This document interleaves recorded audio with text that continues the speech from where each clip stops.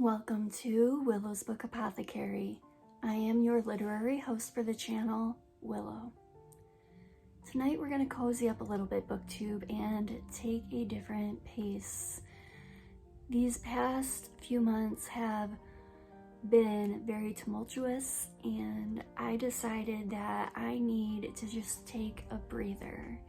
So I brewed a cup of chamomile. Join me with some tea if you feel it serves you. And we're gonna dive into a new poetry book that I recently acquired.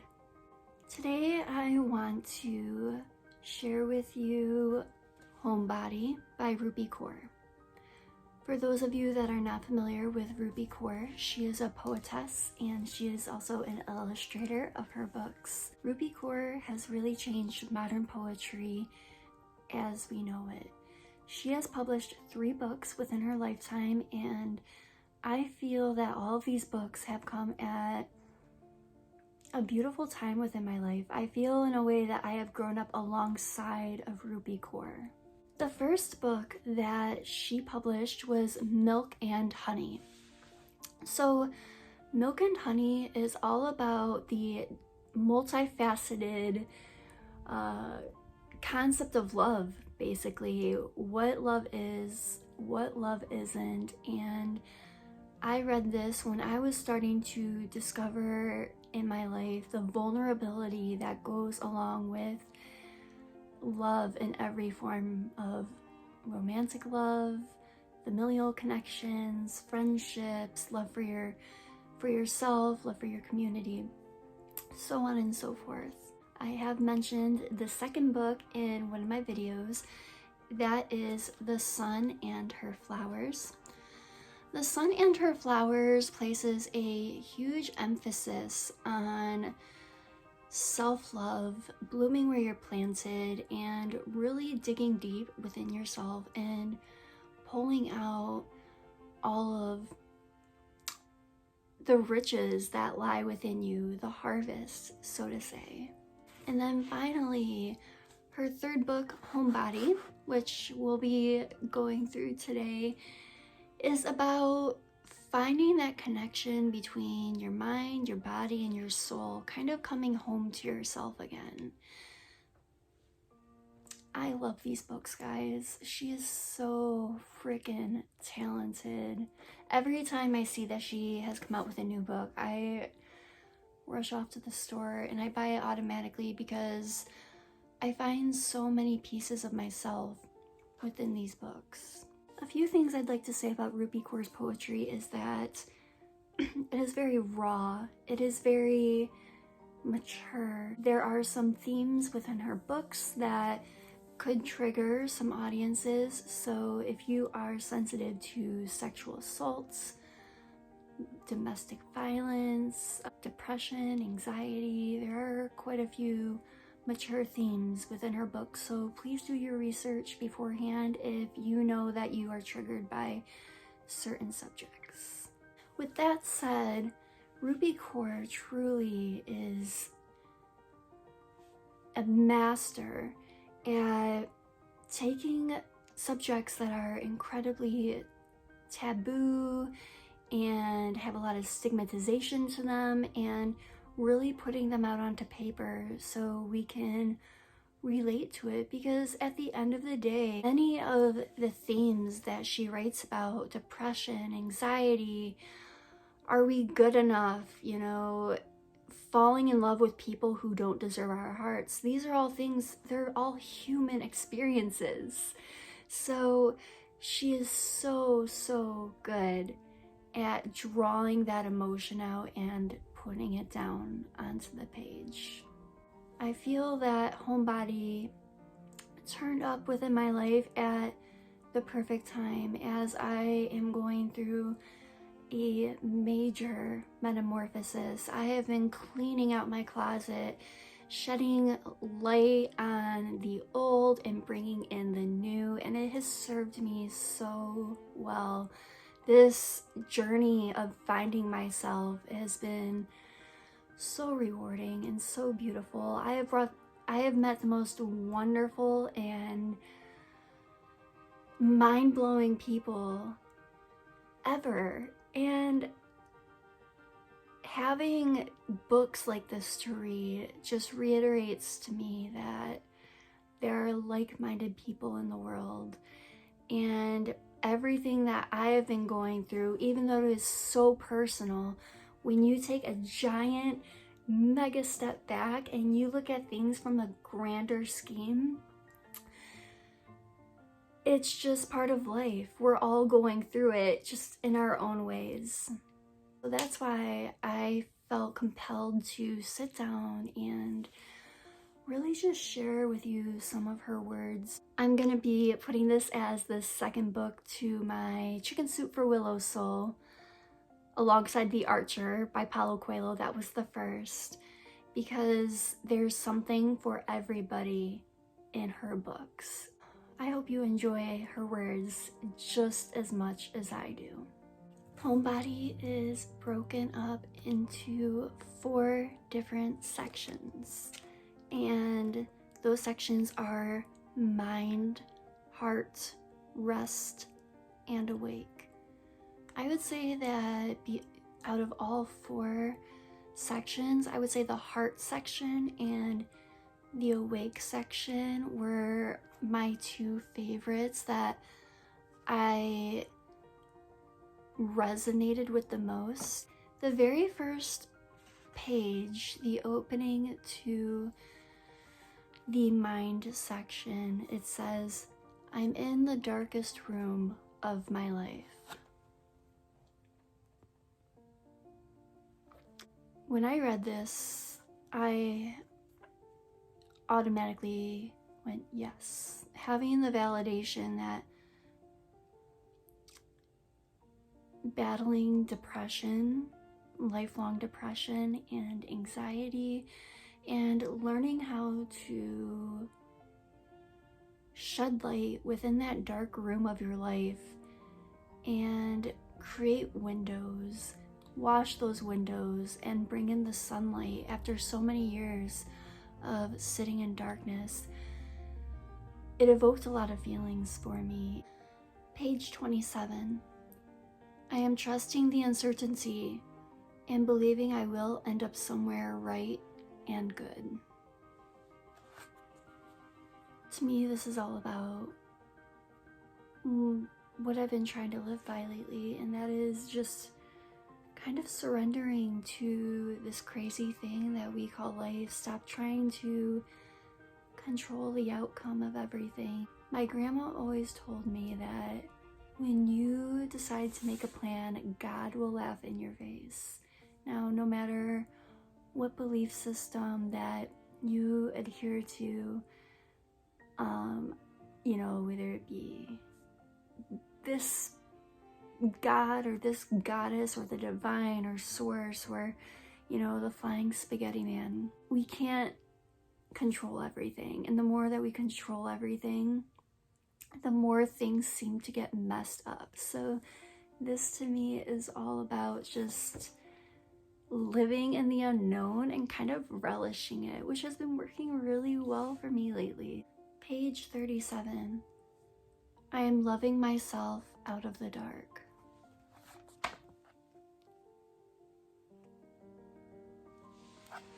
The only way that I have been able to pull myself out of the darkness is learning how to pour into my own cup, to fill myself up first, to pour the love into myself that I've been trying to give to other people for so long. The saying that you can only give as much love to others as you give yourself is true, and by taking the energy that I have placed in the hands of others and putting it into myself has rejuvenated me, and I finally wake up every day and I see the light. It is beautiful. Page 43. I am not a victim of my life. What I went through pulled a warrior out of me, and it is my greatest honor to be her. When I read this, I thought about everything I've gone through recently and within my entire life, but I also thought about my grandmothers and the women who have come before me and the things that they have gone through. I did not know how strong I was until push came to shove and I had no choice but to reach as far into myself and pull out that grit, pull out that resilience, and become a warrior. It is so empowering. It is so beautiful. Ladies, we are so much stronger than we are given credit for. This is your validation. You are strong. Now we are moving on to the heart section of the book. Page 55. Don't ask me why I didn't leave. He made my world so small I couldn't see the exit. I'm surprised I got out at all.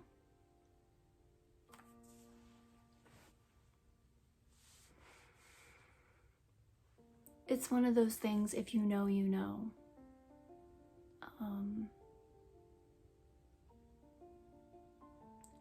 All I can really say is that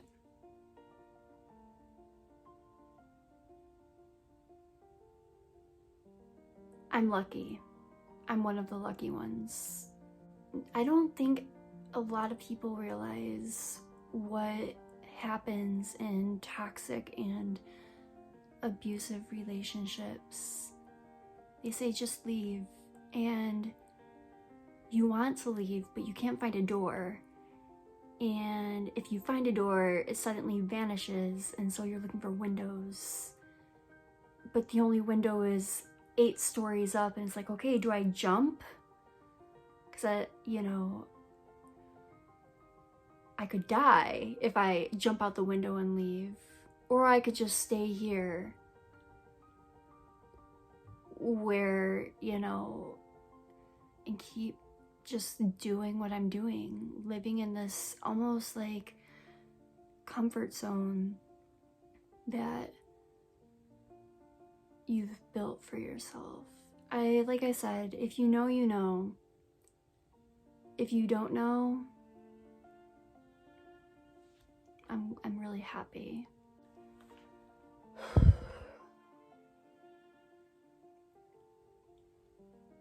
Page 76. I want you to wipe away everything you know about love and start with one word: kindness. Give it to them. Let them give it to you. Be 2 pillars equal in your love, and you'll carry empires on your backs. When we learn what love is not, it makes it easier to eventually learn what love is. And at the root of that is being kind to one another. That's really, if you not only show kindness to yourself, but show kindness to another person and realize that they're just as human and just as flawed as you are, it sets such a beautiful foundation together. And this is something that I try to keep with me every day as I find myself, I'm blushing, just meeting brilliant people. So kindness is key. Page 80. I'm careful about who I spend my energy on. I know my worth. This is, when I read this, I'm like, yes, okay. When you spend time with people, there are 3 ways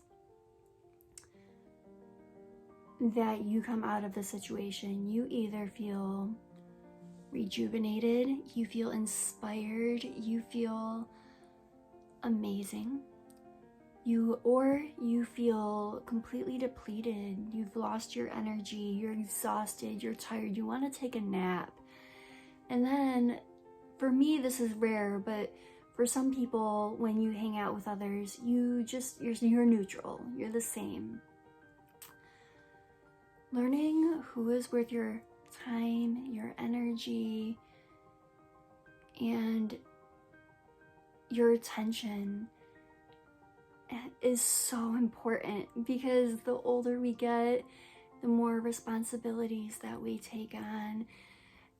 We have less time, we have less energy, and so the people that I keep in my life now, I make a point of telling them, thank you for your time. Thank you for taking time to be with me. And I have so much gratitude for the people that have stayed in my life and that bring me so much happiness and optimism. It is so hard to cut the people out who are draining you, but when you do, it's absolutely liberating. It's like taking a piece of yourself back.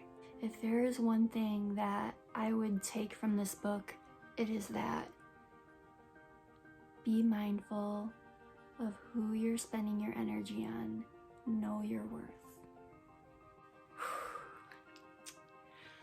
This one got me a little bit, this is in the heart section still. This is the last poem in the heart section, and like I said, Rupi Kaur wants to take these human experiences and put them onto paper. So I might blush a little bit while I read this. Page 81. My body is so hot from wanting you. I'm spilling by the time we take our clothes off. I want the kind of love that transcends me into another realm. I want you so deep we enter the spirit world, going from being gentle to rough. I want eye contact. Spread my legs to opposite ends of the room and look with your fingers. I want my soul to be touched by the tip of yours. I want to come out of this room different people. Can you do that?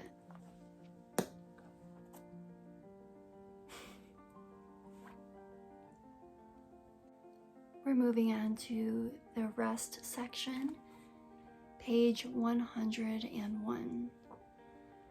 The land sprawled its limbs and said, "Put your feet up." The tree said, "We will give you life." The air said, "Breathe me in." The earth said, "Take care of what takes care of you." And we turned our backs on all of them. Betrayal. I see this more and more every day, how we are betraying our planet and just endlessly destroying it, and how we feel that everything belongs to us. Guys, it's the fucking circle of life, right? We need the trees to breathe, and we need the oceans for, we're made up of I think it's 80% water. If that's wrong, I'm sorry, but I know it's something like that. We are we need to stop. I'm not gonna get myself all worked up, but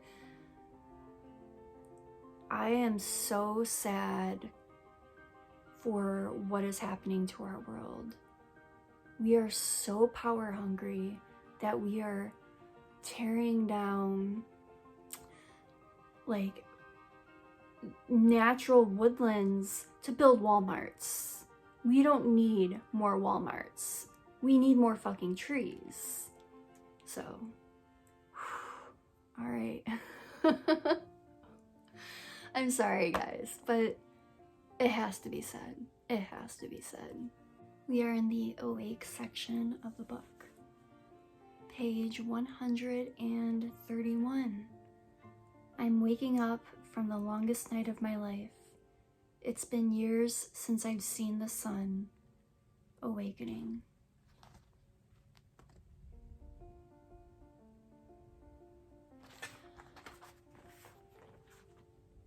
So we start this book off, the first, chapter or section of the book where she's talking about how she's in the darkest room of her life. And I resonated with that.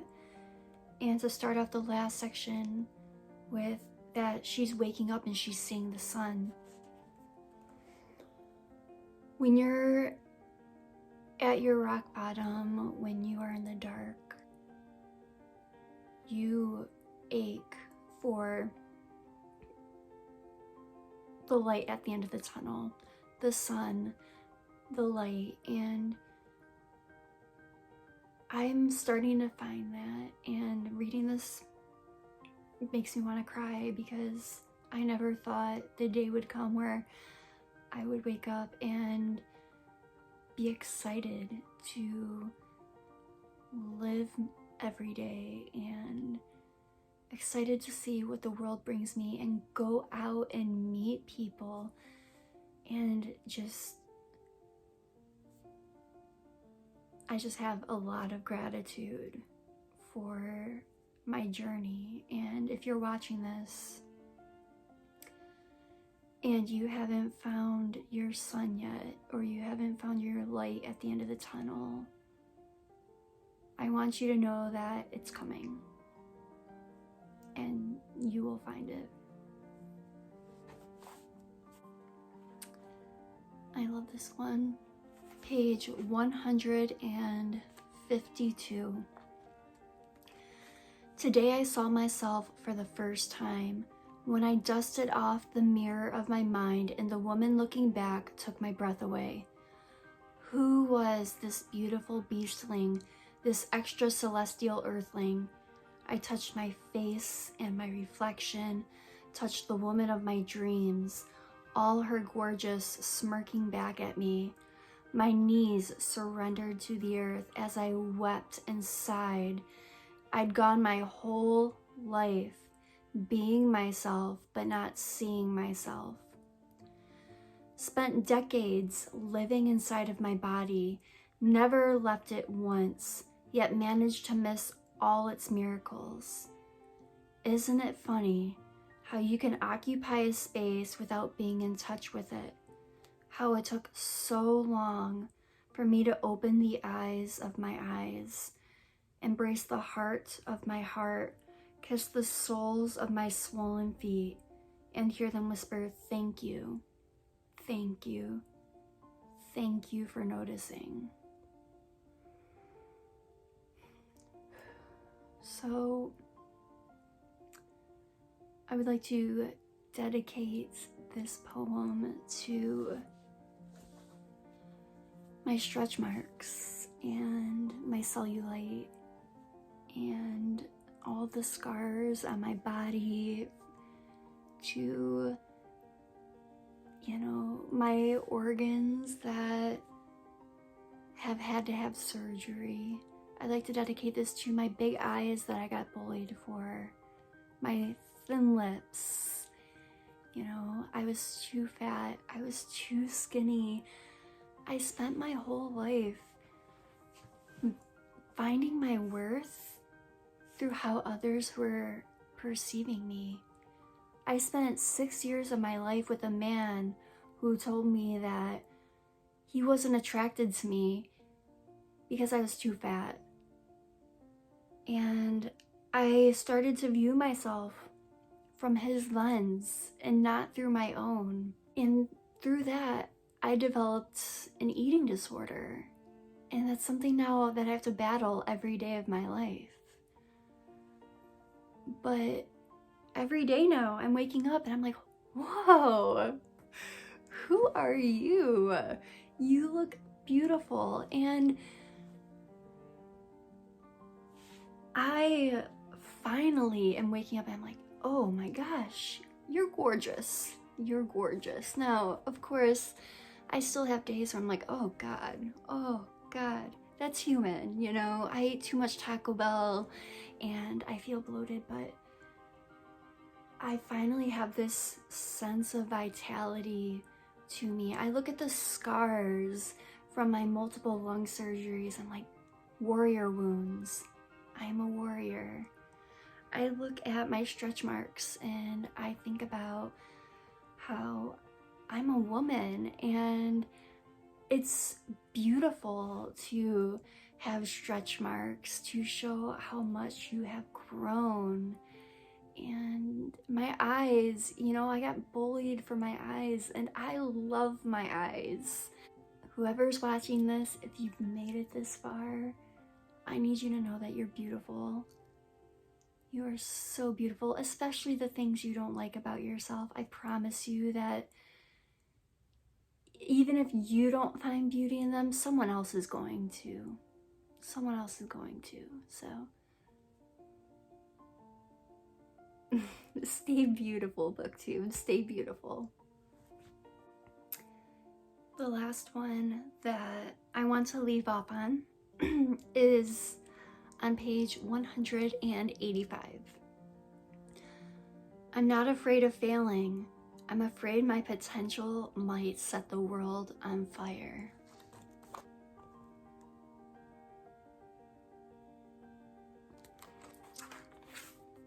I am realizing that a lot of what has held me back in my life is not the fear of failure. I think I can accomplish just about anything I put my mind to. It's the fear of what will happen when I do make it, when I'm successful. Having that kind of power and fire within me. Now I'm sitting here and I'm finding myself again, and by finding myself, I am looking at the women who have come before me. I am talking about everyone from historical figures, but most importantly to me is my female ancestors, the women who have walked my familial line before me. They did not, this is so important, the women who have come before us did not go through what they went through for us to hold back.